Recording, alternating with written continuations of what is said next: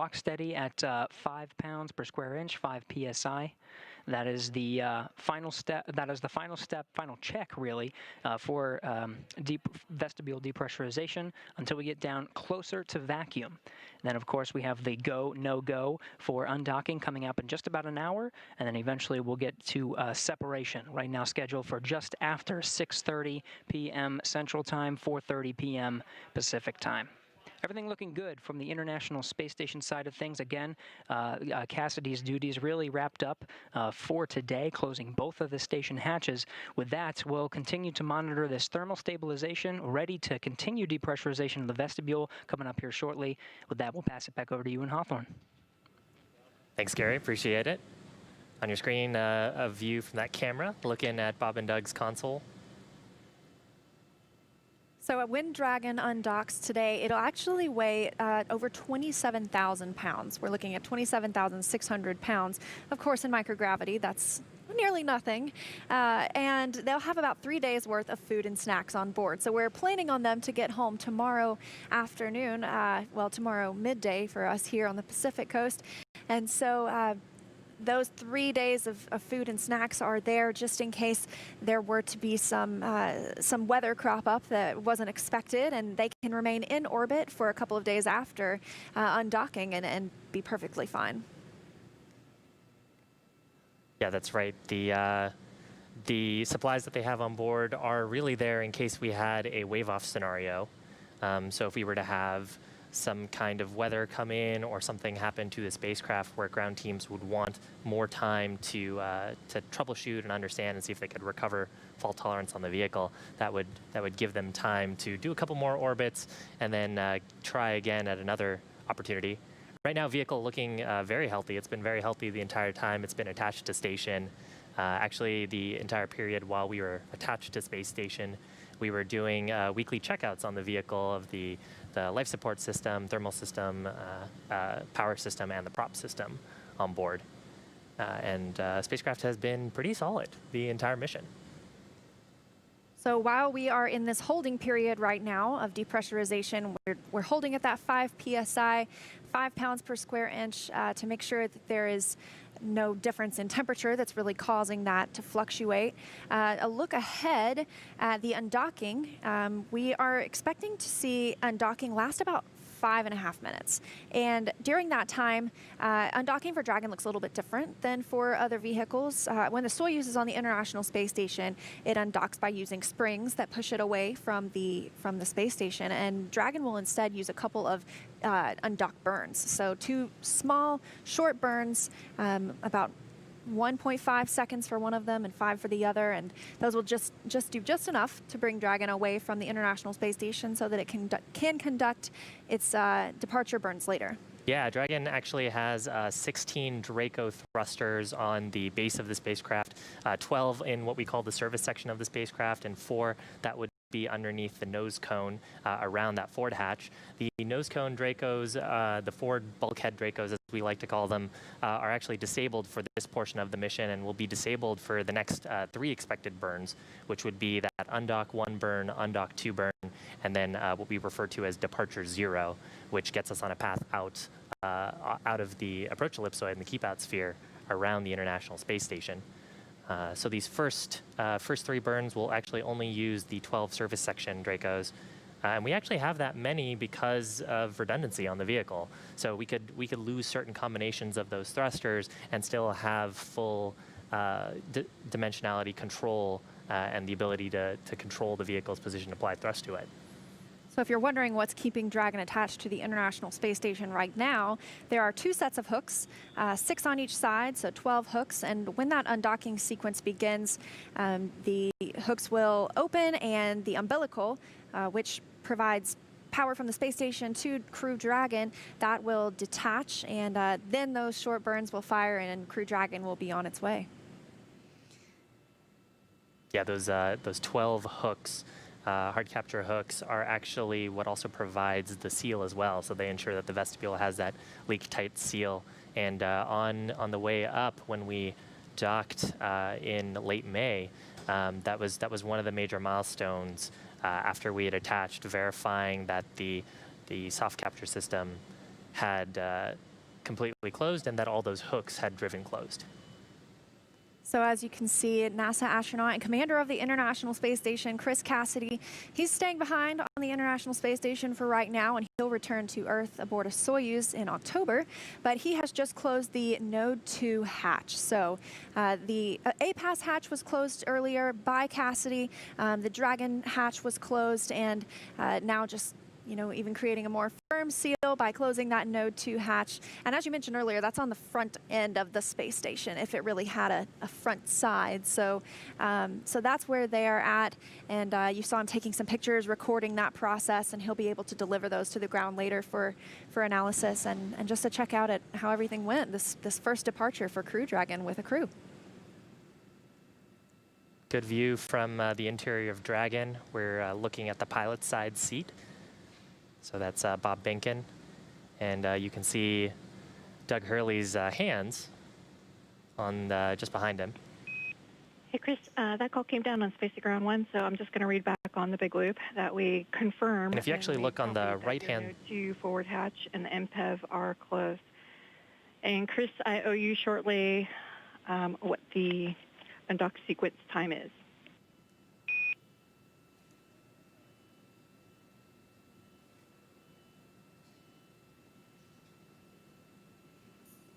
And that was a call to Chris Cassidy on the space station, checking out and making sure that they were just echoing that they saw that Node 2 forward hatch closure.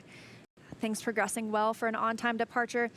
When Doug and Bob got into the spacecraft today, they had a few housekeeping things to do. They wanted to make sure those footrests that you see right there are firmly attached for the ride home. And then you can see a window over to the right of your screen. Those have had some window covers on them. They removed both of those, but they are still available so that when the crew go to sleep later tonight, they'll be able to put those window covers back up. That'll keep them from seeing a sunrise every 45 minutes or a sunset, because the space station, as we mentioned, is orbiting Earth at 17,500 miles an hour. And so they see quite a few beautiful views, sunrises and sunsets every day, 16 to be exact. Yeah, and you can actually kind of get a sense for how bright that might be. Spacecraft and the International Space Station are currently not in the Earth's shadow, so in sunlight, and you can see how bright the window can get, almost rivaling the lights in the cabin. Now that window is actually right next to the side hatch, so you can see there's a black strip next to that window. That's actually a handrest, a handhold, and next to that is the side hatch, and that's actually what Bob and Doug will be egressing out of after they do after successful reentry, parachute deployment, and splashdown. Yeah, so that's what we saw the crew climb in. Once they crossed that crew access arm, that last place that they were on Earth in that white room, they climbed in through that side hatch, but that's not what's attached to the International Space Station. The nose cone on Crew Dragon opens up and, as you said, exposes those thrusters underneath, and they actually floated through that hatch. So they arrived through that one and departed through that one, but once they get back on Earth, that side hatch is the primary egress or exit from the vehicle for Bob Behnken and Doug Hurley. Yeah, and actually one of the steps right when Bob and Doug had entered the vehicle on the launch pad was to do a leak check of that hatch. Hatch remains sealed the entire time while we're in space, and really only gets opened once we're back safely on Earth. So pretty noteworthy about this mission, there are a lot of firsts for this mission. It's our return to flight from American soil for the first time in 9 years, since the space shuttle program. And it's also going to be the first splashdown in over 45 years. So actually on July 24th, just a couple of weeks ago, that was the 45-year anniversary of the last Apollo capsule splashdown with the Apollo-Soyuz test project. So it's been a long time since we've seen a crew splashdown. That typically happens with a landing. Of course, the shuttle was an orbiter and could land like a plane. And then the Soyuz, which astronauts have been arriving in for the past 9 years, that lands on land in the steppes of Kazakhstan. So this one we're looking to land in the Gulf Coast. It means a much quicker ride home for Bob and Doug once they get back. Yeah, once we get through the Earth's atmosphere, we'll have 2 drogue chutes deploy and then 4 main chutes deploy, and then splashdown currently targeted for Pensacola, so off the west coast of Florida. And recovery actually looks a little bit different than it did 45 years ago. So we have some pretty cool recovery boats, have helicopter pads on them, as well as a what we refer to as it's as an A-arm, but it's basically a crane on the back of the spacecraft. So excuse me, on the back of the boat. And a couple of fast boat teams will go out to the capsule, verify that it's safe to approach. Then that boat will come up, scoop up the Dragon spacecraft, put it on the deck. They'll secure everything and then open up the hatches and help Bob and Doug egress on the recovery ship. If you've ever seen any of that old Apollo footage, the astronauts actually used to get out in the water. And so a little bit different this time. The crew will be waiting until that boat arrives with that crane to lift them up onto the deck, and they'll get the chance to get out on the boat instead of on the seas.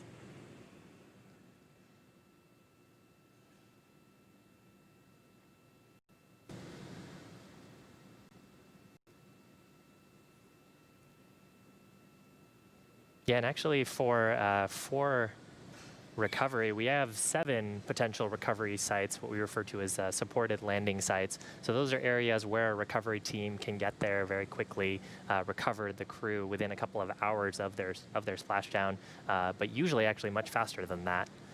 So we've got 4 sites in the Gulf Coast on the west, or in the Gulf on the west coast of Florida, and then 3 sites on the east coast of Florida. One of them, of course, being Cape Canaveral. So as we were watching this past week, this tropical storm become a hurricane, there was some concern about returning today, because we do have some recovery criteria. Landing in the water is a lot more difficult than landing on land, because you have to consider things like wave height and wind speed. And so we're looking at those spaces in the Gulf, and they're looking pretty good compared to, obviously, the spaces on the east side of Florida. But yes, we have to take into consideration what the helicopters can arrive in, and what all the boats can withstand, and what the the crew capsule itself can withstand. Yeah, that's right. The hurricane Isaias moving up, I think, the east coast of Florida now. So hopefully folks are staying safe out there. I know Doug actually took some photos from the cupola of this hurricane as it's moving up the east coast. But luckily, no major impact to weather on the west coast. Good winds, no significant lightning, no significant rain is projected for the area. And I think importantly as well, the wave heights, which are important for the spacecraft, but also for the recovery ship to be able to get close, and for teams to secure the spacecraft and ensure that it's safe for recovery. So currently we are in a hold period of the vestibule depressurization. That's the area between the hatches that the astronauts fly through, or float through when they arrive and float through when they depart. So we are holding at 5 pounds per square inch for 25 minutes to make sure that checks out, and they continue with depressurization after that. But Bob and Doug, as you can see, this view over their shoulder, it makes it look like we're on the ride with them. They have donned their suits, they are in their seats, monitoring everything on those screens aboard Crew Dragon. Why don't we actually check in with Gary at Johnson Space Center in Houston, hear how things are going on the space station side, and how do things look at Johnson, Gary? Hey Shiva, things are looking great here. We are also watching that vestibule depressurization, of course, complete now, holding at 5 psi. We're just looking at that thermal stabilization, just waiting for it to stabilize, balance out its swings, so we can get a nice solid leak check before continuing down close to vacuum. On the International Space Station side, we did close the APAS hatch, affixing that with a docking target. It's a rod with a little X at the end of it. Chris Cassidy performing those duties and taking some closeout photos, just making making sure that everything was okay, checking the configuration, and that'll be reported to teams here on the ground so they understand the configuration for future crews to visit. He then loaded up that pressurized mating adapter. That was that tube that he was on the other side of which was closing the APAS hatch, putting some items in there for storage, and then eventually he did successfully close and lock the Node 2 forward hatch, completing his duties for the day. So he will be, of course, watching Bob and Doug depart the station. He'll be in the cupola module. This is that 7-bay window that looks right down on the Earth, provides a very good view of the Dragon departing from the forward end of the International Space Station. He'll have a camera right in his hand and be able to take some pictures as they depart the International Space Station. But the primary monitoring role will actually be in the hands of Bob and Doug. The Dragon vehicle being an autonomous departure vehicle, Bob and Doug being able to take control if necessary with the monitoring role, and then the backup monitoring role here in Mission Control Houston. So as soon as we continue this depressurization of the vestibule close to vacuum, just about 4:20 p.m. Pacific time, we're looking to conduct a go, no-go. That's, I think, a little bit less than an hour from now at this time that we'll conduct a go, no-go to start the undocking sequence. So the undocking sequence will be detaching the umbilical and then releasing 12 hooks in sets of 6, 2 sets of 6. There's going to be 2 pulses that are going to be fired from the Dragon end. They're called undocking burns, and they'll actually physically separate Dragon vehicle from the International Space Station. That's scheduled just a little bit after 4:30 p.m. Pacific time today. So far, everything looking good, holding steady right now, 5 psi, looking to continue that depressurization here soon. With that, everything looking good from the International Space Station Flight Control Room. We'll send it back over to Hawthorne. Thanks, Gary. Appreciate that update. If you're just joining us, the Dragon spacecraft is currently forward hatch sealed. Earlier today, Bob and Doug had actually loaded some powered cargo into the vehicle, and the life support system is reactivated.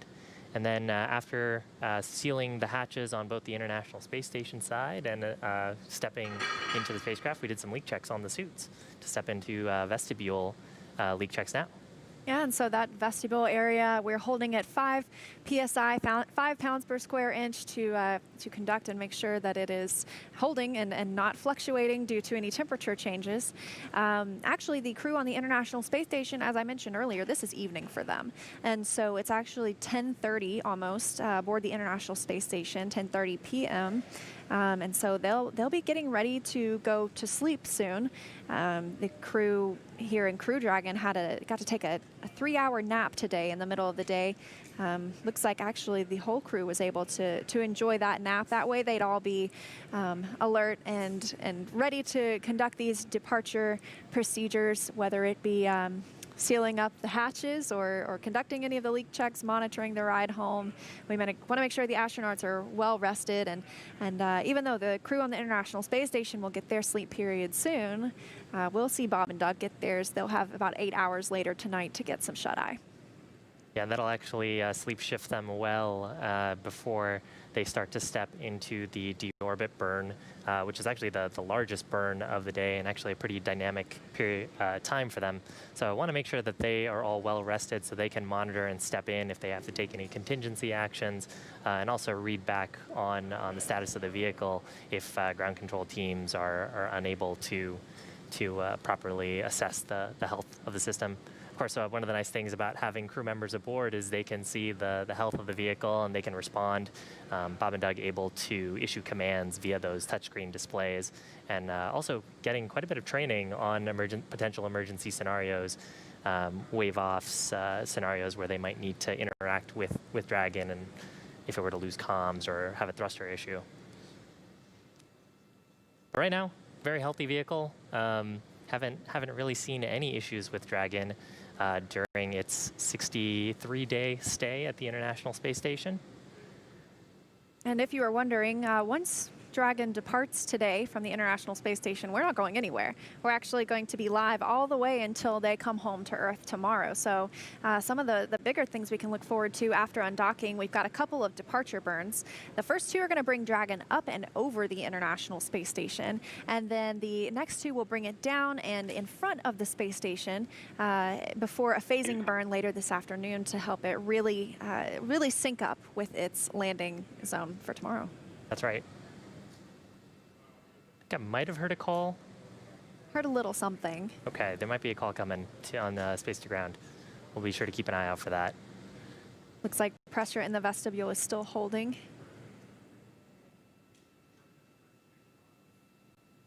Yeah, and so as part of those burns that they have to do, the first couple of burns are really just to adjust the apogee and the perigee. So the apogee, if you can imagine the orbit of a spacecraft as an ellipse going around the Earth, the apogee is the highest point, or the point farthest away from the planet, and the perigee is the lowest point. And so right now, Dragon and the International Space Station, of course, still docked, and they're in a roughly circular orbit. After the conclusion of these departure burns, Dragon's apogee will be about 10 kilometers below the International Space Station, but we'll be slowly reducing our perigee. And then later on tonight, Pacific time, we'll actually conduct what's called a phasing burn. And the goal there is to adjust the orientation of that orbit just so we get our orbital pathway to line up over the landing site, where we will, or line up with a path that will cross over the landing site, where we can, when we issue our departure burn sequence, we'll be able to line up landing off the coast of Florida near Pensacola. As you can see, Bob Behnken and Doug Hurley in their suits now, but after those first couple of departure burns, they'll actually be able to take off their suits, and they won't need to put them back on or don them again until tomorrow, just before the deorbit burn. And then they'll wear them the entire rest of the ride home. But for the majority of the rest of the evening after the departure burns 1 and 2, they'll be able to take off those spacesuits, relax a little bit more, enjoy their ride in Crew Dragon. And while Crew Dragon was on the International Space Station, we actually conducted some habitability tests. Of course, there's 2 astronauts flying today, but our future crews are scheduled to have 4 astronauts. So we brought in a couple of the space station's current residents to test out what it's like to have multiple people in Dragon once it's in microgravity. Performed lots of tests inside the vehicle. They had a little sleep period to see how it would be to sleep with 4 people in the vehicle, and things went pretty well. Looking forward to that first Crew 1 launch later this year. Yeah, so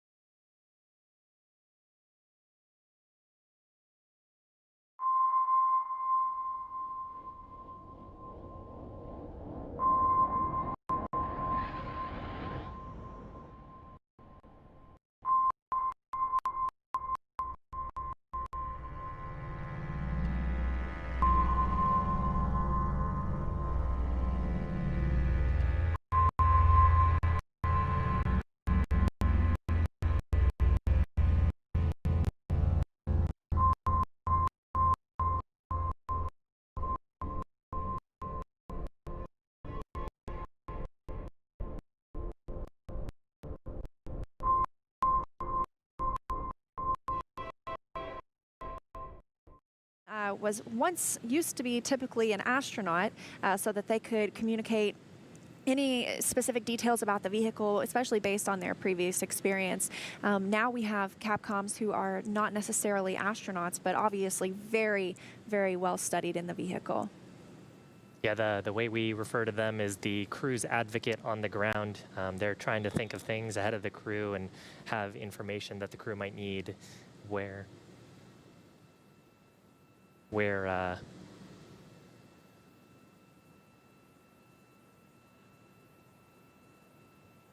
but they tend to act as the advocate for the crew on the ground, letting them know where equipment might be stored in the vehicle, letting them know of upcoming steps.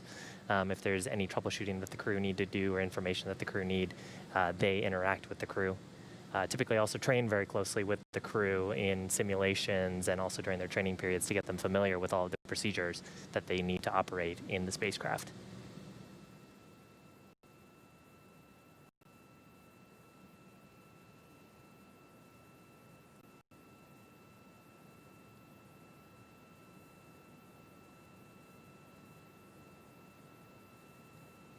Now, during those comm checks, there was some discussion about the big loop and Dragon to ground and space to ground, a lot of different loops. Really what a loop just refers to is a communications link. Operators all have the ability to talk on these loops and provide real-time communication.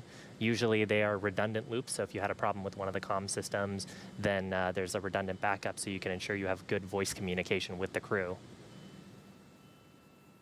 And once we get away from space station outside of the keep-out sphere and the approach ellipsoid, we'll actually transition to what's referred to as Dragon to ground. So we'll be issuing a lot of that communication via Dragon's transmitters through those TDRS satellites back to ground.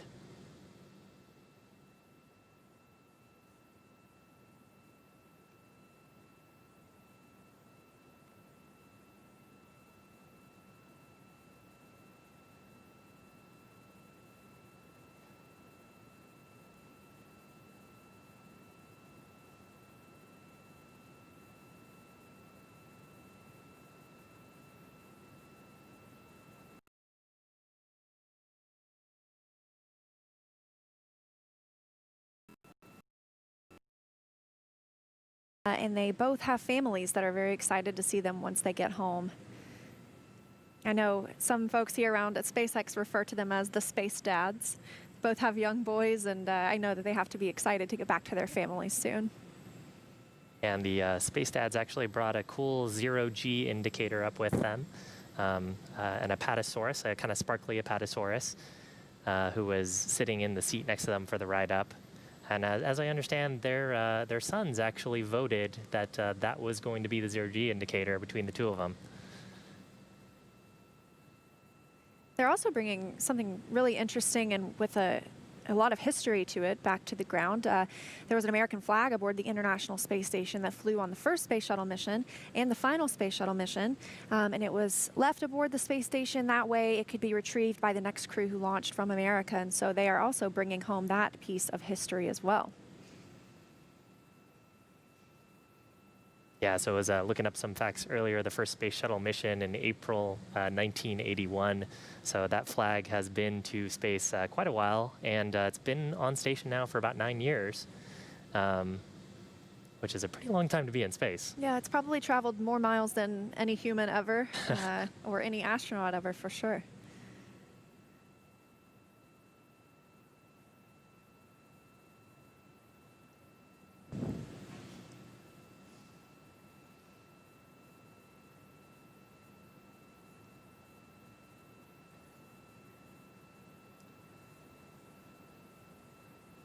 So if you're just joining us, we're currently looking at two views inside the Dragon spacecraft. Right now in the seats are spacecraft commander Doug Hurley on the left-hand side, or in the left-hand seat, and Bob Benkin, the joint operations commander, in the right-hand seat.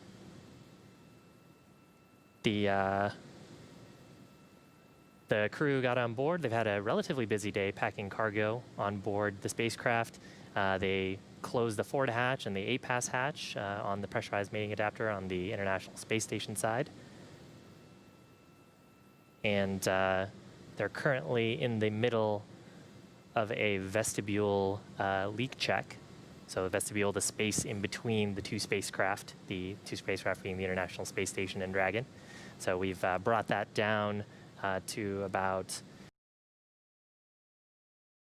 5 psi at this point, and verifying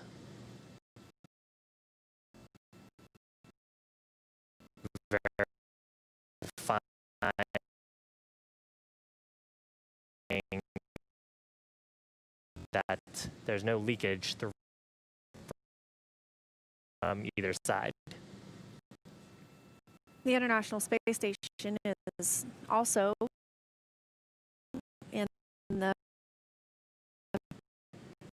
current proper configuration.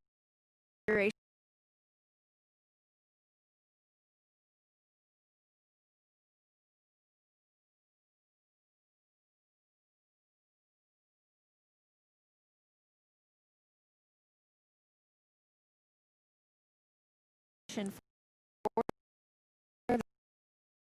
that.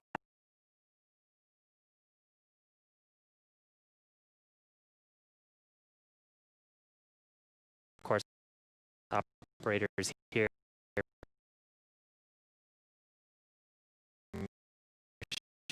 control Hawthorne,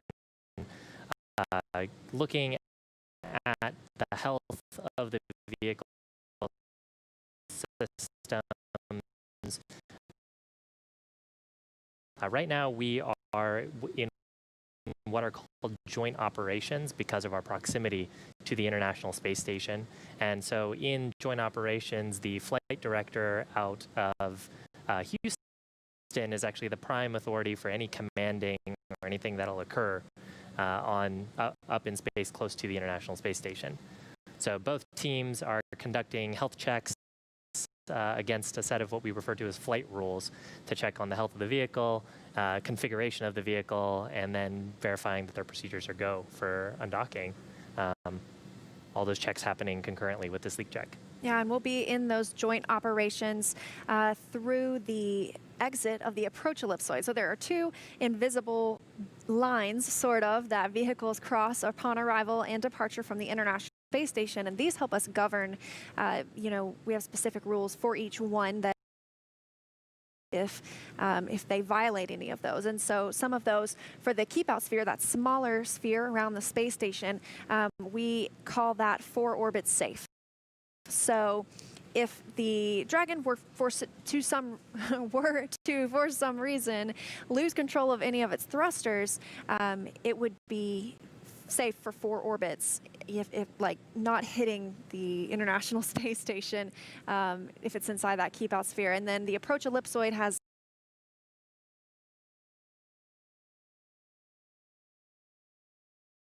a little bit of a lesser time frame. You need to be 24 hours safe. And that gives time for the teams on the ground to troubleshoot anything that might arise, as we mentioned, if there were some reason they couldn't send commands to the vehicle or the vehicle couldn't be commanded by the astronauts. So those are typically hold points on the way up for our visiting vehicles. But on the way home, we won't be stopping any. We'll be heading straight for Earth with a splashdown planned for tomorrow. Here's an external view of the Dragon spacecraft from the International Space Station. That structure that you see, kind of hemispherical structure on the top, is actually the nose cone. And then on the right-hand side of your screen is that pressurized mating adapter that we saw the crew in earlier. So Commander Chris Cassidy aboard the space station, closing the APAS hatch and Node 2 forward hatch on those two. And of course, Bob and Doug closing the Dragon forward hatch. And much later on in the mission, right before we are planning to step into, right before we really re-enter the Earth's atmosphere, we'll end up closing that nose cone to protect the sensors and thrusters that live underneath it. Another thing we'll also see happen is the jettison of the trunk. And so the trunk was on the end of Crew Dragon. You could see it had the solar cells wrapped around it, helping Dragon gather power from the sun. And that'll be removed. You can see it again. It's got some fins on it back there. That will not return to Earth with the Crew Dragon capsule. That will actually burn up upon reentry into the Earth's atmosphere. And that's where, on the way up, we would be able to store any unpressurized cargo. So if there were something that we'd like to install on the outside of the International Space Station, that would be a good place to put it, and the astronauts could use that. It's an extra trunk. I mean, it's exactly what it is. So it's not for any of their personal luggage, but it's great for any of that unpressurized cargo. Yeah, those aerodynamic fins are actually pretty important. If there were a launch escape event, those aerodynamic fins provide stability to the vehicle as it were to separate from Falcon 9.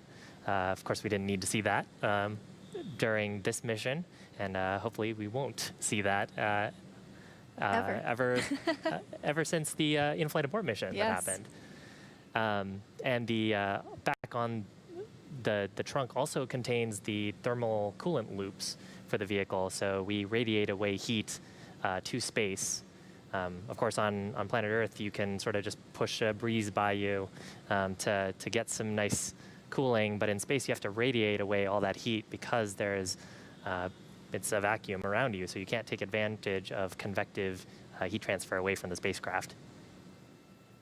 Although, interesting tidbit, there is just enough of an atmosphere to be a drag. And actually, the International Space Station needs to do periodic reboosts to stay in its orbit, right? And they did one of those very recently. That was factored into Dragon's departure procedures as the International Space Station used its thrusters to reboost it, and in preparation for this October, when it will have a Soyuz vehicle arrive with some brand new crew members. And so this was factored into Dragon's departure sequence, knowing at which altitude the International Space Station would be flying. And it looks right now the International Space Station is flying 262 statute miles over the North Pacific Ocean. It looks like they will be crossing into North America soon, and specifically coming up over the coast of Oregon.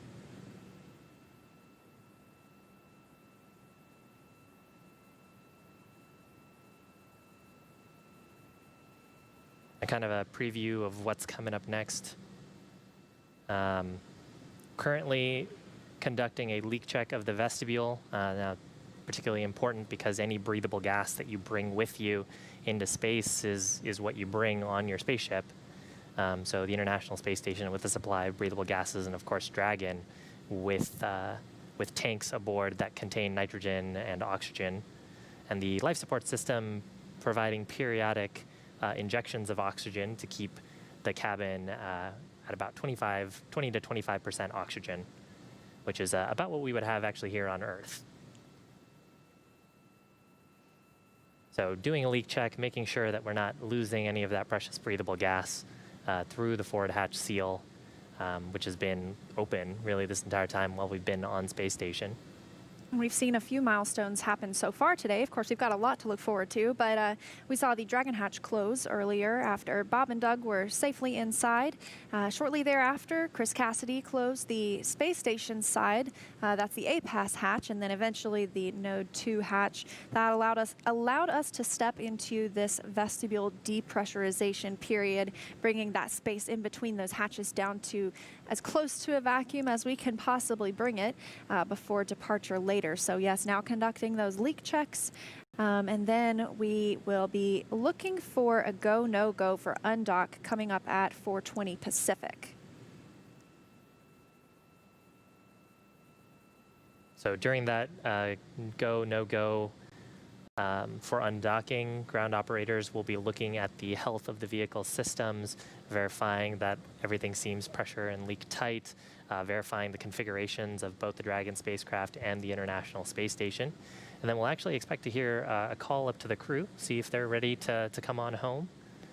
And then ground operators here in Hawthorne will issue a command to the Dragon spacecraft that will begin the process of detaching the umbilicals that are providing power and telemetry from the space station to the Dragon spacecraft, and then actually removing those 12 hard capture hooks that are keeping the vestibule leak tight right now. And Dragon will do a couple of undocking burns as well, short little thrusts. Yes, two. From the service section. Very short. Will actually specifically be 1.5 seconds and then another for 5 seconds. So I think Gary described them earlier as pulses. I think that's a great way to describe them rather than necessarily as long as a burn. But even our departure burns later are short to start off with. Departure burn 0 looking to be about 12 seconds long, and then departure burn 1 for 20 seconds. And those increase the opening rate between the spacecraft and the International Space Station.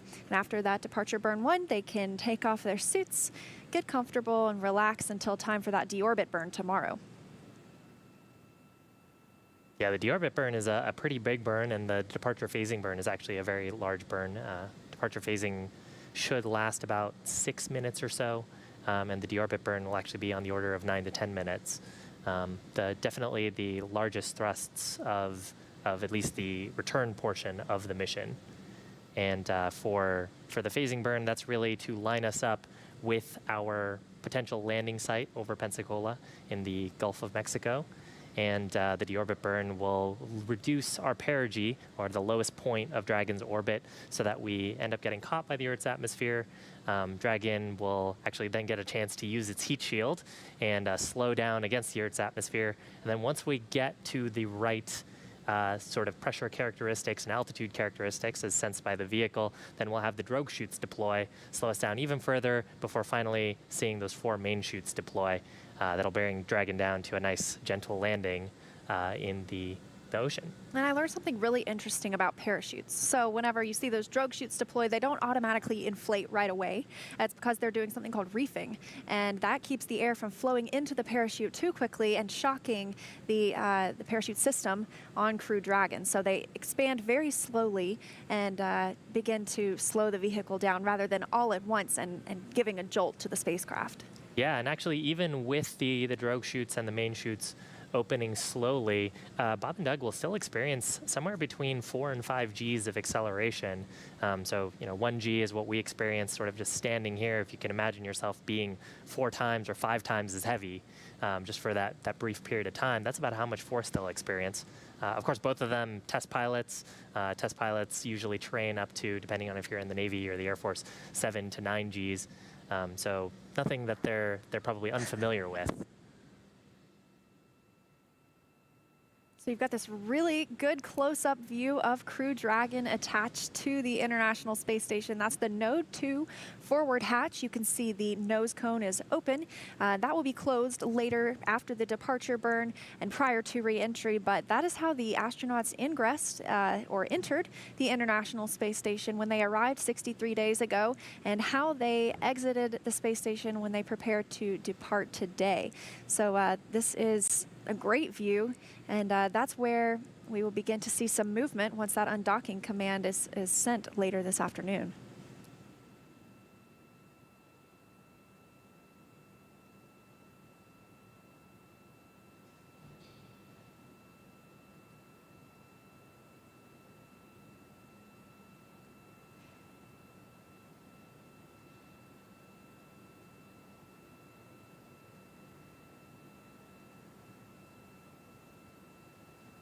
So some more facts about our astronauts today.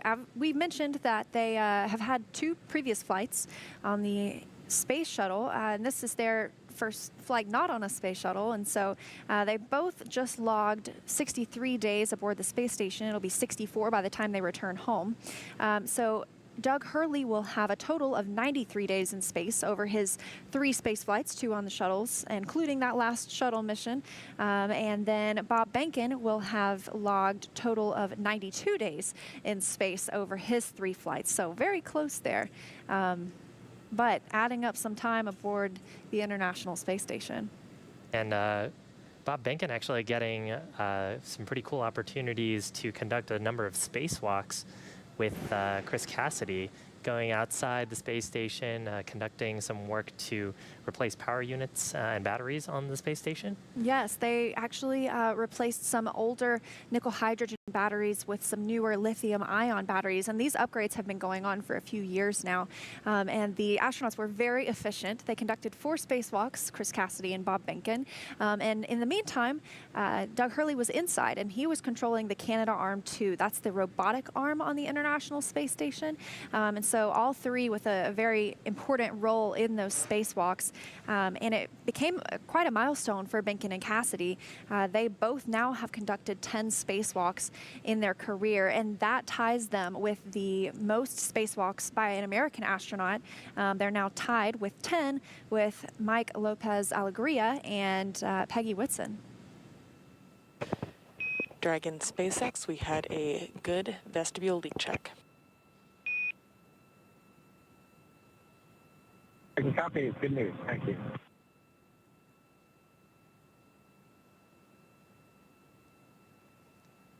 There's confirmation from the core of successful leak check on the vestibule. That means 1 more milestone down and getting ready for undock. Yeah, and that wraps up the completion of those leak checks. As you mentioned, in that small space between Crew Dragon and the space station, the vestibule.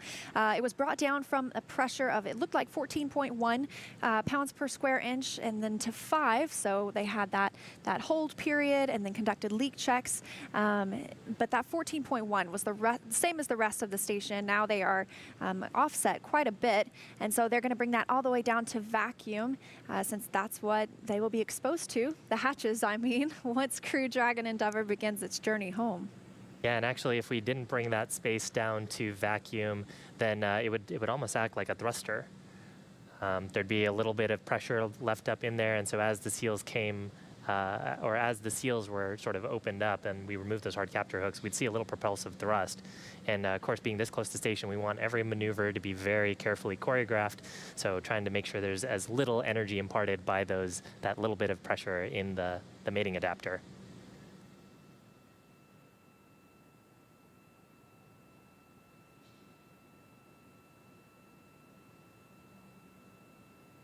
So actually, now would be a great time to hear what's going on at Mission Control Houston and get an update on the space station. Gary, can you let us know how it's going?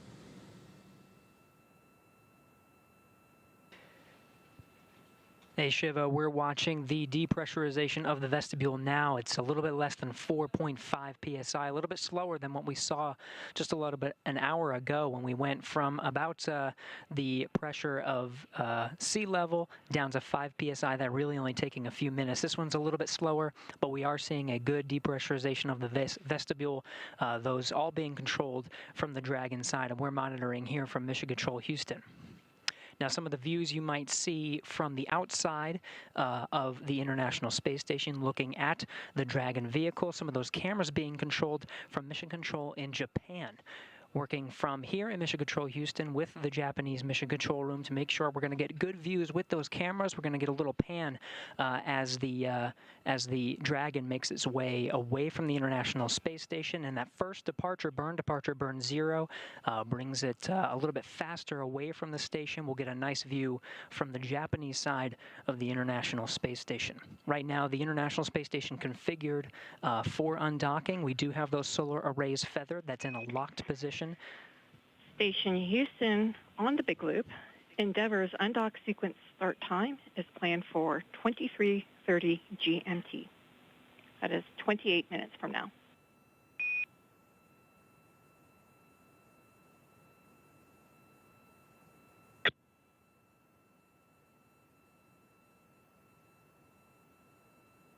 You heard that from Capcom here in Mission Control Houston. That is Leslie Ringo here in Mission Control Houston. That start time is 4:30 p.m. Pacific, 6:30 p.m. Central. That is the on-time start time for the undocking sequence. Once that kicks off, that'll be the initiation of the umbilical retraction, followed by 12 hooks that are keeping Dragon in place attached to the International Space Station. Those will dry, then be released 6 at a time. They're in 2 gangs. And then, of course, there's 2 undocking burns, more like pulses, just short little burps, that are going to physically separate Dragon from the International Space Station vehicle. You can hear right now everything going according to plan. We're right on the timeline. That physical separation, as long as we're on the timeline, should happen at 4:34 and 58 seconds p.m. Pacific time. Everything going well. We'll continue to monitor the depressurization of the vestibule from here in Mission Control Houston. Until then, we'll send it back over to you in Hawthorne. Thanks, Gary. So once Bob Behnken and Doug Hurley arrived at the space station on May 31st, it did not take them long to get to work. During the time on board the orbiting laboratory, as we mentioned, Bob Behnken ventured outside the hatch 4 times for spacewalks to upgrade those batteries, and Doug Hurley used the Canadarm2 to command the station's robotic arm from the inside of the station. But when they weren't focusing on the outside of the station, they continued science and research inside the orbiting laboratory. Of course, as we mentioned, they also exercised the mandatory 2 hours each day. And many of you have seen some of the incredible pictures that they took of our home planet. This is one beautiful view of a sun glint off the ocean. And then there's also one that we have from Comet Neowise in July. If you had the opportunity to see that from the ground, we saw our astronauts had a great shot of that from the International Space Station. Yeah, they had some really cool opportunities. We're sharing a lot of those photos on Twitter. And of course, earlier this morning, as they've been preparing for undocking, they had some work to do as well in packing cargo into the Dragon spacecraft. So underneath their seats, they've got room for powered and unpowered cargo. Right now, they're bringing home about 150 kilograms or about 330 pounds of cargo. Most of that is science and sampling hardware. About 94 kilograms, or about 200 pounds of it, is science that's happening aboard the space station. And Dragon does have the ability to return a lot of that cargo, so it can come back to labs here on Earth who can continue to do human science studies on those biological samples and cold sample studies on those cold samples that they're returning. And it's really something that we've been doing even since our previous version of Cargo Dragon, just continuing that capability with Crew Dragon. Yeah, that's one thing I was going to mention. When the astronauts know that there is a Crew Dragon or a Cargo Dragon vehicle coming, they know it's about to get really busy with a lot of science. Because Cargo Dragon is currently the only vehicle cargo resupply ship we have that can bring back cargo. The others disintegrate, burn up in the Earth's atmosphere upon re-entry. So we mentioned earlier that Comet Neowise picture, and I think we have it now. Look at how beautiful that is, the comet streaking across the sky just above the Earth below. I can't imagine. Yeah, especially to see the glow of the Earth's atmosphere kind of creating that blue sheen as the light refracts off of it. Really cool. And this was probably taken from the cupola window, and that's, as Gary mentioned, that bay window area on the International Space Station that faces down toward Earth. It's truly the best view in the house. Chris Cassidy might head over there after undocking today to take a look outside and watch as his friends depart. We saw that on the way uphill, he was in there monitoring their arrival and taking some pictures of Crew Dragon as it arrived as well. But aside from all of that science talk, we'll also be returning some vehicle hardware like spacewalking cooling garments, which the astronauts wear under their extravehicular mobility unit suits.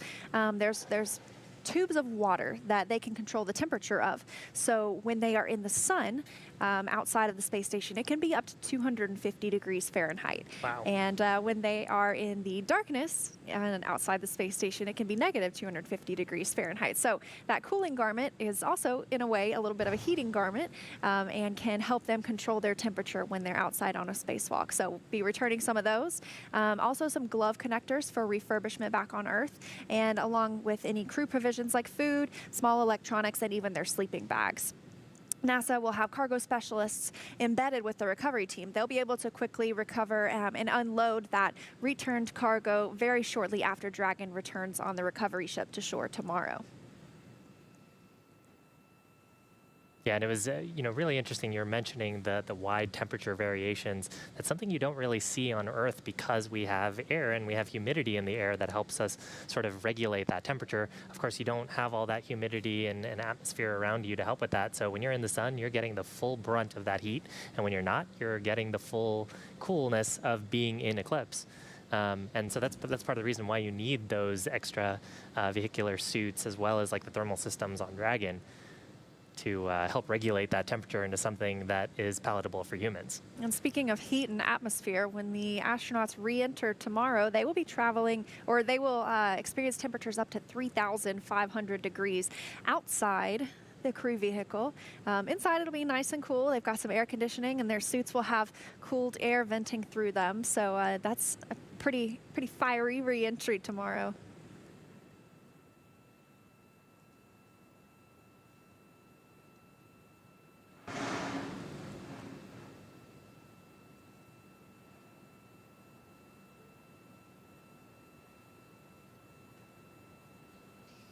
Another view on your screen of the Dragon spacecraft. And now looking at a camera that's positioned just behind Bob and Doug. So Doug in the left-hand seat, Bob in the right-hand seat, monitoring the vehicle. Looks like they've got the forward view, so on each of their individual panels. You can sort of tell that because it looks like they've got an attitude ring in front of them. And then they've got a view in the middle that has their procedures and cue cards up for what they can expect next. And speaking of which, actually, so then the next thing we'll really see here is final configuration for undocking. So there'll be a go, no-go poll for issuing that final configuration. We're expecting that to happen, the actual command to occur right on time at 4:30 p.m. Pacific time. And then shortly after that, we'll have a couple of those undocking bursts that will just separate any sort of friction, any sort of forces that may have statically built up while Dragon's been hanging out on station. And separation is planned for 4:34 p.m. Pacific time, 4:34 and 58 seconds, actually. Yes, so from the time that command is sent from the ground to start undocking, as you mentioned, those hooks have to be retracted, those 12 hooks, 2 sets of 6. The umbilical that has been providing power to Dragon from the International Space Station will detach, and they will use those 2 short bursts to begin their journey home.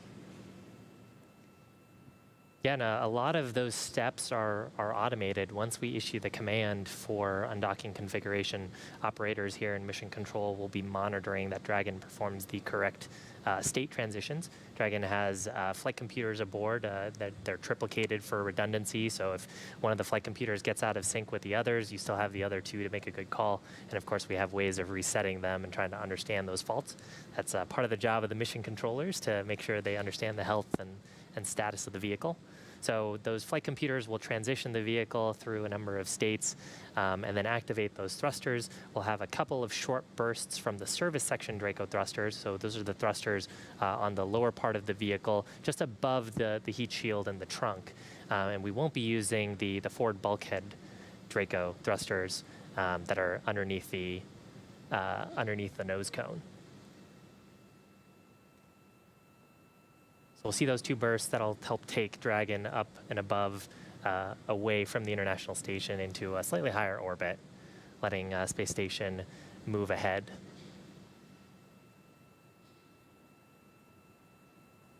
Yes, those will be departure burns 0 and 1. Then that'll just increase the opening rate, the distance from the space station, and moving it out of the keep-out sphere, as we mentioned earlier, and eventually the approach ellipsoid. And then after it's out of the approach ellipsoid, it'll have departure burns 2 and 3. Departure burn 3, as you mentioned earlier, is like a co-elliptic burn.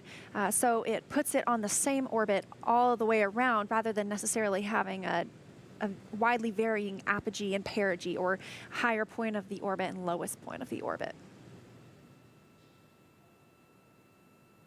Yeah, and we were talking a little bit about the keep-out sphere and the approach ellipsoid. So those are imaginary spheres. The keep-out sphere being a 200-meter radius, I believe, sphere around the International Space Station. So that represents a space where any spacecraft that are in those operations need very choreographed maneuvers with the flight director before they issue any commands or perform any thrusts. Station and Dragon crew on the big loop. I want to let you know that at this time we are removing ISS power to Endeavour.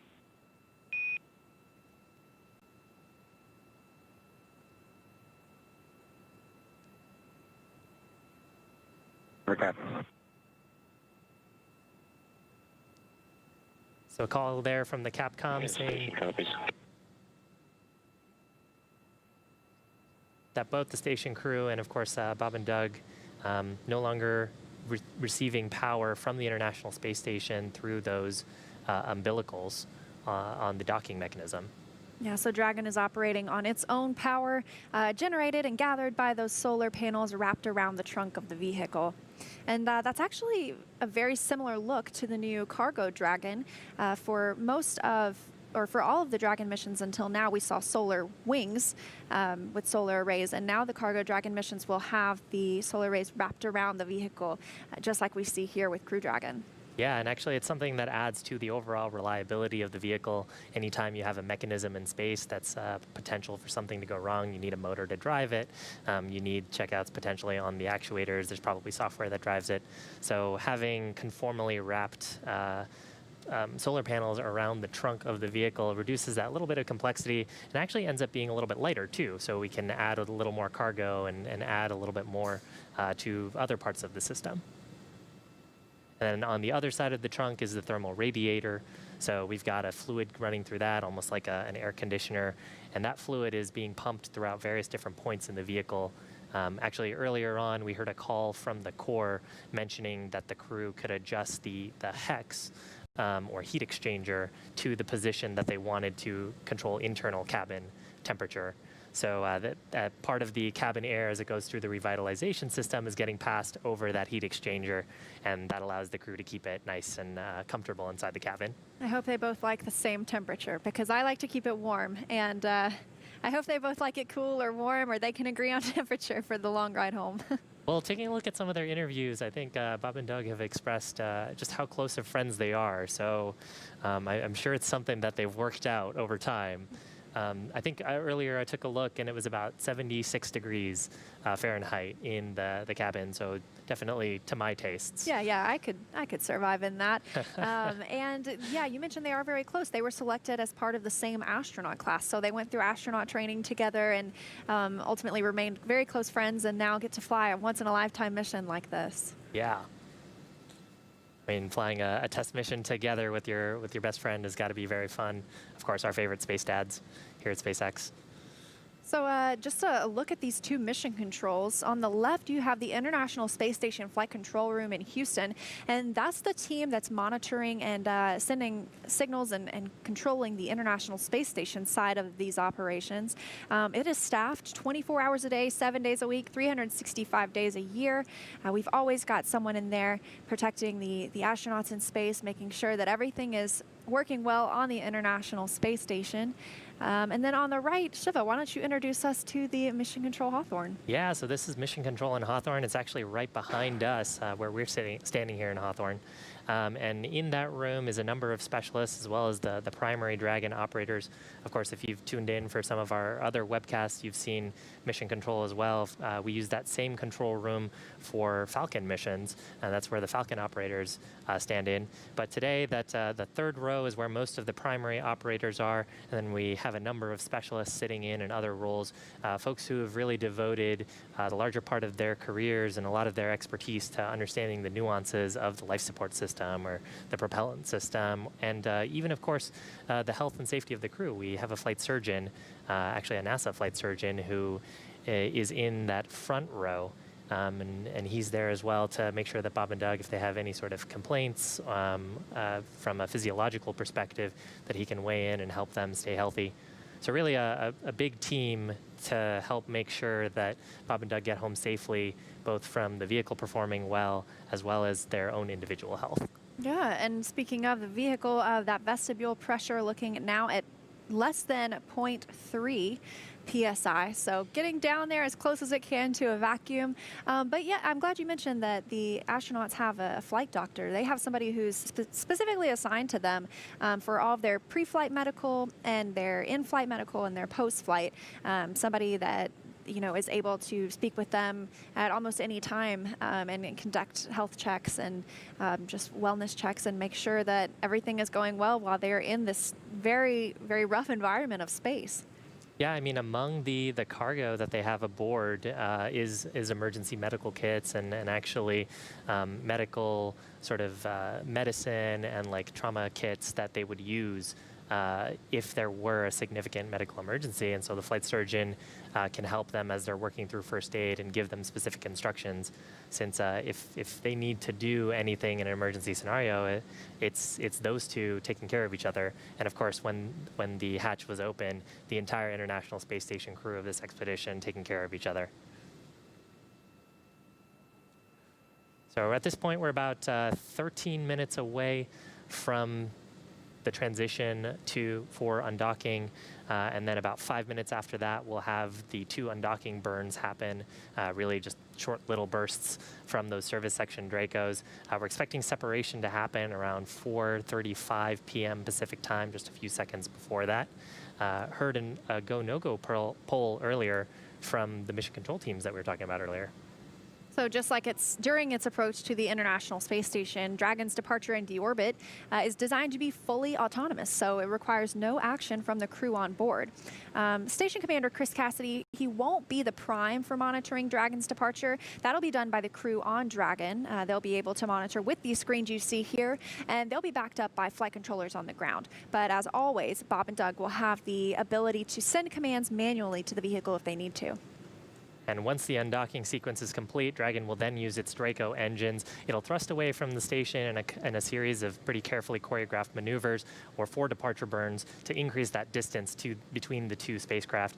And then from there, it'll perform a phasing burn that will put it on the right trajectory to get back to Earth and the landing site. Next on its trip home is deorbit, entry and landing, and that covers all operations after the final departure remover. That includes trunk separation, closure of the nose cone, deorbit burn, and deployment of the drogue and main parachutes, and finally, splashdown off the Florida coast, at which point our teams will recover Bob Benken and Doug Hurley inside Crew Dragon from the water. So at this point, a little bit ahead of schedule. We always put in a little bit of margin into the schedule in case there were any problems with, for example, the suits or if the leak check didn't quite go as planned. Right now, the planned time to perform the undocking commands to the spacecraft will be around 4:30 p.m. Pacific time, and we'll expect to see Dragon go through a number of state transitions as well as transitions of its life support system, and then shortly after we'll see those Dracos come to life very briefly, just to unstick ourselves from the space station and then thrust away from where it's called home for the past 63 days. Yeah, and as you mentioned, those will be the service section Draco thrusters. Those are what are used when the spacecraft is around the International Space Station. We don't want to use something as powerful as those nose cone thrusters, the forward bulkhead thrusters, I should say, just yet. But that's what we will see being used for the deorbit burn tomorrow. Yeah, those forward bulkhead thrusters just a little bit more efficient because they can expand the propulsive gases a little bit more. Sort of the principle of providing thrust to a rocket vehicle is you burn some kind of propellant or have some kind of gas that you expend from the vehicle, and that mass that you're ejecting away from your launch or from your spacecraft is through Newton's laws pushing you and giving you some momentum. So those forward bulkhead Dracos, when we use the thrust out of those, the propulsive gases in there, we're able to more fully expand than we are on the service section Dracos. Gives us a little bit better performance. But of course, they're pointed directly at the space station. So any of that propulsive gas that we're shooting out from Dragon would, of course, go directly then to the space station, which is not ideal. I just heard the call that Mission Control Houston is go Dragon for undocking. SpaceX on the big loop. The final reconfigurations for undock are complete and nominal. The ground is go for undocking at the undocking sequence start time of 23:30 GMT. Please confirm your visors are down and that you are ready for undock and departure.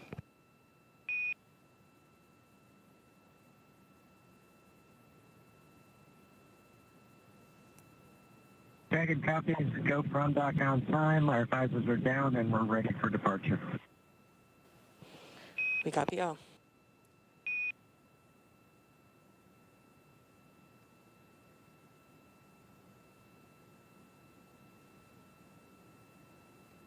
And we just heard the confirmation. Dragon is a go to undock. So now we are waiting for the undocking sequence to actually begin, and they are targeting that for 4:30 p.m. Pacific time. So it looks like 8 minutes from now.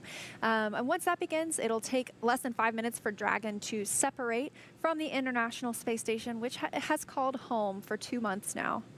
Now, the first step in the undocking sequence, which is, again, automatic, is for the umbilicals that are providing power, telemetry, and commanding capability between the space station and Dragon for those to retract.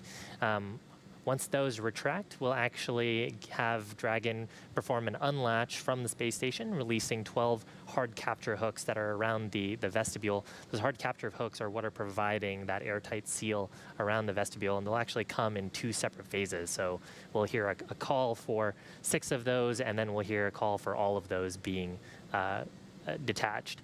And then finally, after that entire process, which takes about 4.5 minutes, then Dragon will be ready to actually depart and push itself away and separate using its Draco thrusters. Yeah, and so Dragon's initial departure from station is a little different from any of the other docked vehicles like the Soyuz, because that relies on springs to push them away from the docking port. In this case, Dragon will actually execute those 2 short thruster firings to undock. That uses a combination of those 12 Draco engines around the base of the capsule, with the first breaking any stiction between Dragon and the docking port, and the second slowly backing the spacecraft away. And so we're expecting the call for undocking sequence to begin in the next few minutes. And the crew aboard, they will be able to see those transitions. So what will be happening here is the flight computers on the vehicle will issue themselves into a state when that command is issued. And actually on the crew displays, on every display, they've got a prominent location that shows what the current states are. They're also able to follow along and see what the state of the vehicle is. So those are the displays that they've got pulled up on their screen right now. That middle display actually has the cards that describe what they can expect to see, along with some inline telemetry that they're getting from the vehicle directly, as well as their current positioning relative to the International Space Station. And then they've also got some views on the side that are, each of them in their respective displays, that are showing a forward view of the spacecraft, as well as the status of those docking hooks.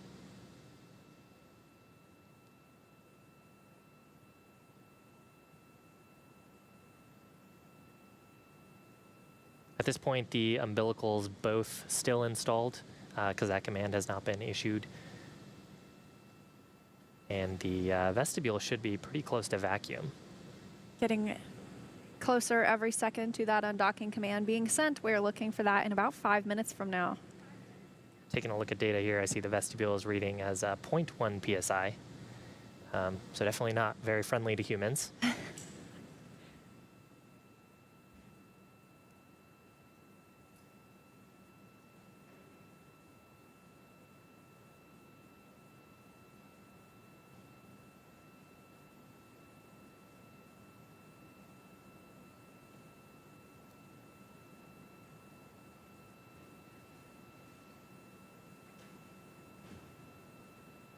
Everything moving smoothly throughout the day to bring us to this point with the crew ingressing Dragon, donning their suits, getting in their seats, closing the hatch, and then Chris Cassidy closing the A-Pass hatch on the station side, along with that Node 2 forward hatch, bringing that space down to as close to a vacuum as possible, and that's where we're at right now. Conducted some leak checks to ensure the seals between those hatches were solid. Everything looking good for an on-time departure today. Pretty comfy in the cabin right now. You know, that vestibule is pretty near vacuum, but in the cabin, it's actually pretty close to what we would see at sea level, and still about 76 degrees in there. So pretty comfortable. Of course, Bob and Doug are only partially seeing that. Earlier, they closed down their visors, and so the suits that they're wearing protect them in the event of a depressurization event. They also protect them if there was a fire on board, as they're made of fire-resistant materials. And so as we're getting to this critical step of separating from the space station, if something were to go wrong here, those suits would provide that critical life support to them, pressurizing if the cabin pressure were to unexpectedly drop. It's actually part of the reason why we've spent so long in this vestibule depressurization. The operators, both on the space station side and the mission control Hawthorne side, scrutinizing the data for any indication of a leak through the forward hatch. Of course, that leak check performed earlier with no findings, showing the vehicle is nominal and ready for undocking. And as once we mentioned, that undocking will take a few minutes before we actually see the separation occur. But once the command is sent, those 12 latches will be retracted. The umbilical will be disconnected. Dragon is already on internal power, however. It's not receiving any power from the International Space Station. But once that umbilical is retracted, those hooks are removed. Be looking for those 2 short bursts to send Dragon on its way, and then things will speed up with those departure burns afterward.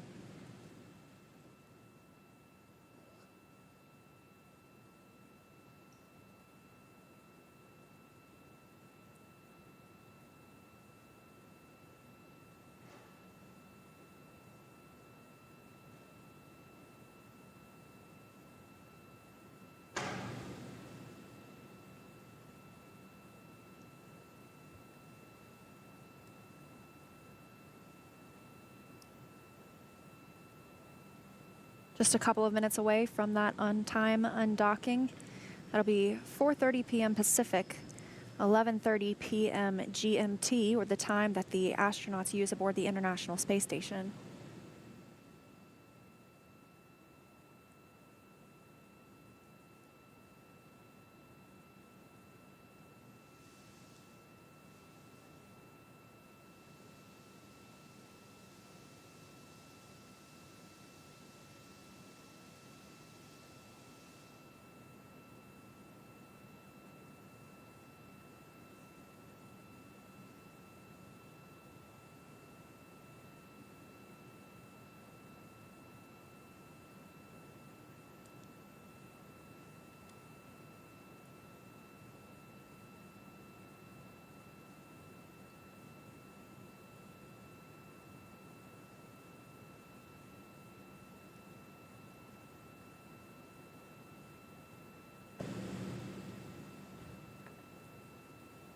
Looking for the undocking command to be sent in just about 30 seconds.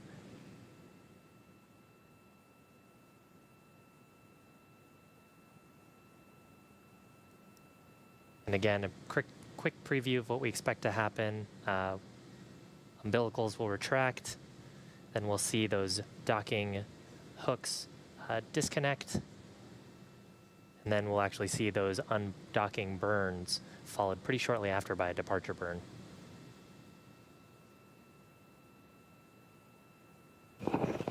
Dragon SpaceX, undock sequence commanded.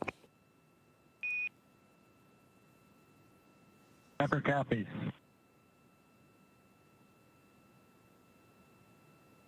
So that undocking sequence right on time.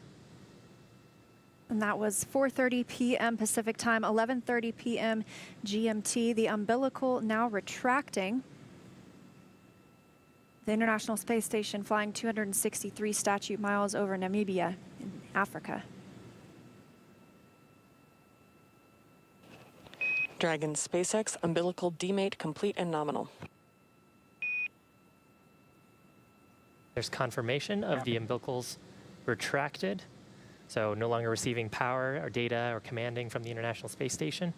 And there's a view on your screen of Dragon, currently in eclipse. Gary, how's it looking from mission control at Johnson? We're looking good, Shiva. We are now inside the undocking sequence. Good umbilical retraction. Standing by for the driving of those hooks. There's 12 hooks that will be released in 2 gangs of 6. Standing by for the driving of the hooks.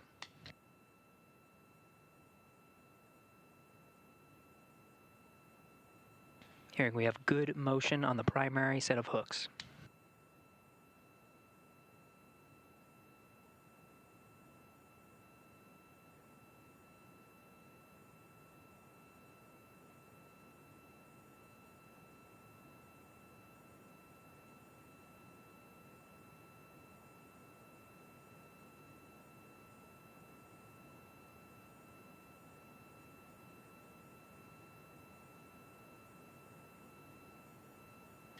Again, first set of hooks driving, the navigation light, the forward end of Dragon clearly visible from this view from one of the Japanese cameras.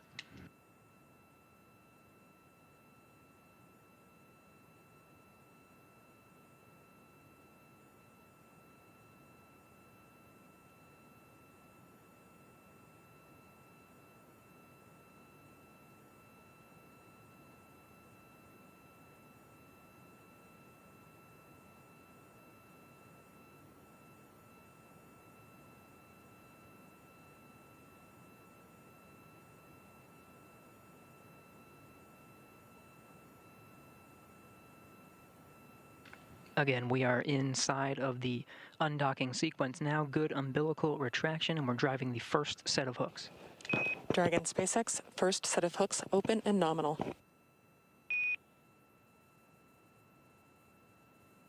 Copy nominal hooks in the first set.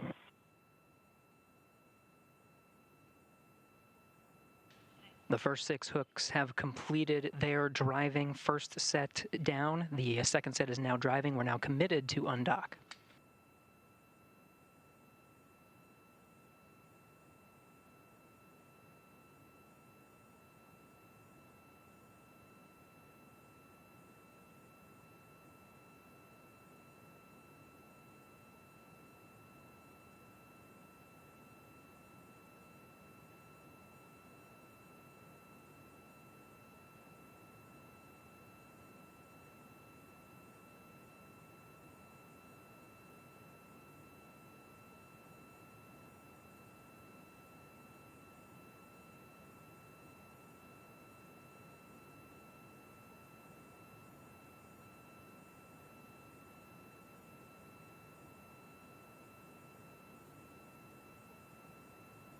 Seeing good motion on that second set of hooks. Continuing to drive. These will be the final set of hooks. There's 6 of them holding Dragon into place now. Afterwards, we'll conduct 2 undocking burns to physically separate Dragon.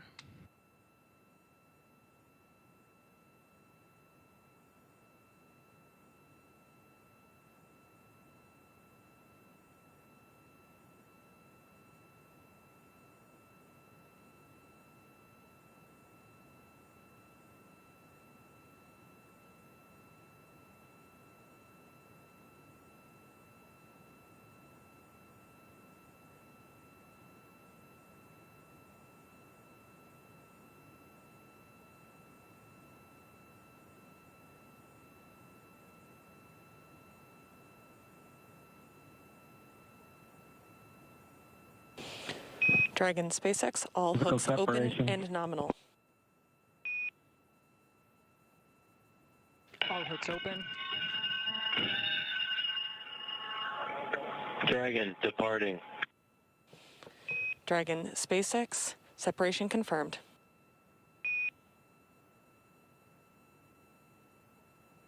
Copy, separation Great confirmed. burns. Physical separation 4:35 p.m. Pacific. Thrusters looking good. Counting down to a nominal departure burn 0 coming up shortly.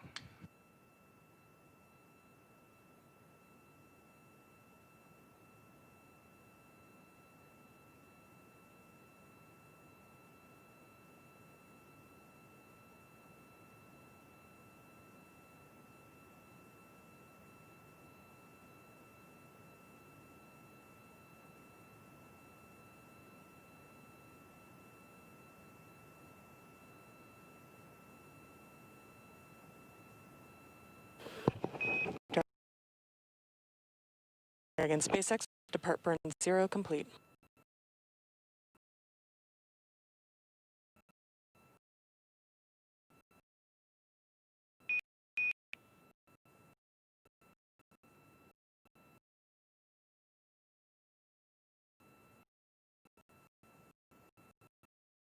Copy, complete.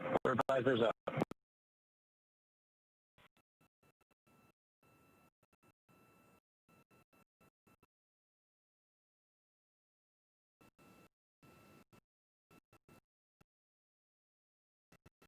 Thanks, Gary. Departure burn 0 sets Crew Dragon, Endeavour, and Bob and Doug on their journey home. Dragon ship Endeavour is now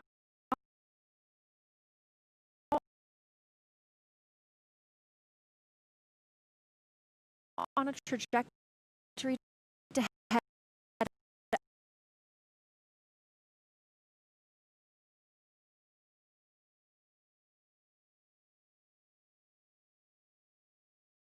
up and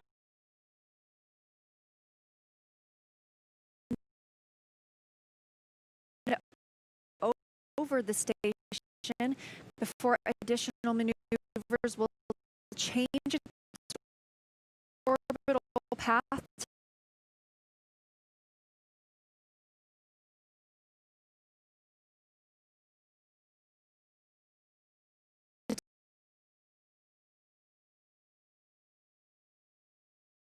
take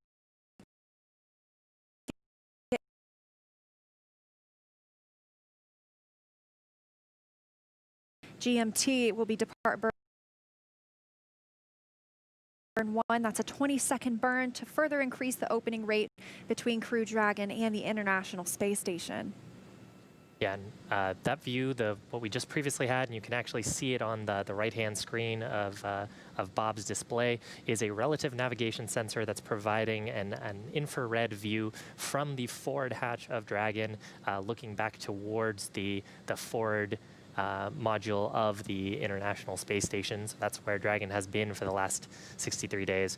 Coming up in less than a minute is departure burn number 1. This burn coming just about 5 minutes after separation. And this is going to increase that opening rate between the space station and Dragon.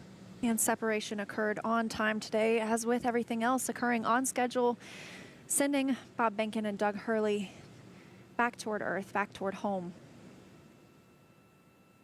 So very, very exciting moment. We should expect to hear a call out here for departure burn number 1. Departure burn number 1 is pretty short. It only lasts about 21 seconds, but it's the burn that's going to get us on our way up, out, and away through the keep out sphere and through the approach ellipsoid. Again, the keep out sphere, about 200-meter sphere around the International Space Station, and the approach ellipsoid, 4 by 4 by 2 kilometer ellipse. If you imagine 2 Central Parks in New York City next to each other, that's about how big that is. Just guidance references for visiting vehicles. And we're seconds away now from departure burn 1. These are autonomous burns. Bob Behnken and Doug Hurley are not pushing any buttons to make this happen. These are programmed into Dragon, and we will be looking for that in just a few seconds from now.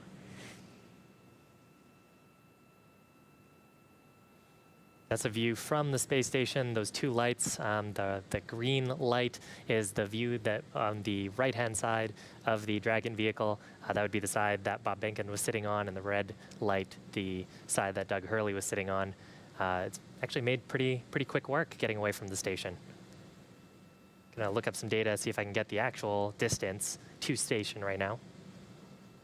And departure burn 1 has begun, that 20-second burn.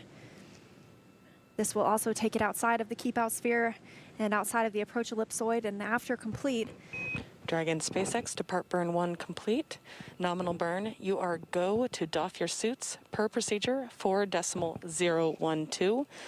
Reminder that the ground will be deactivating the big loop following exit from the approach ellipsoid, which is approximately 12 to 14 minutes from now. Okay.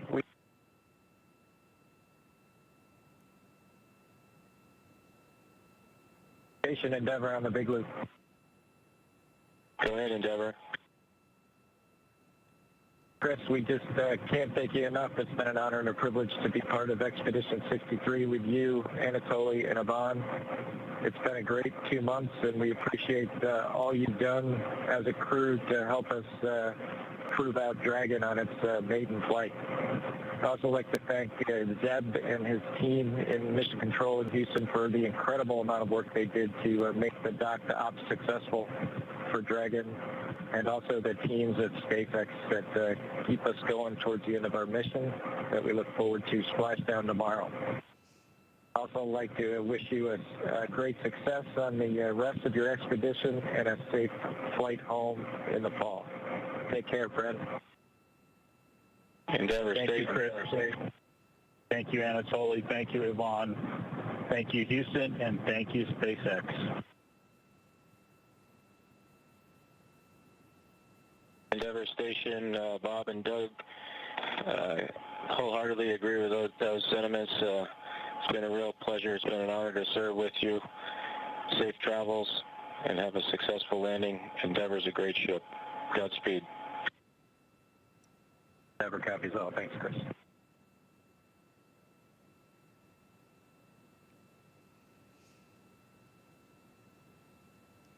And we just heard some kind words exchanged between Crew Dragon Endeavor with Bob Behnken and Doug Hurley now on their way home. ISS and Dragon on the big loop. Endeavor has exited the keep out sphere. See you guys when you're back home.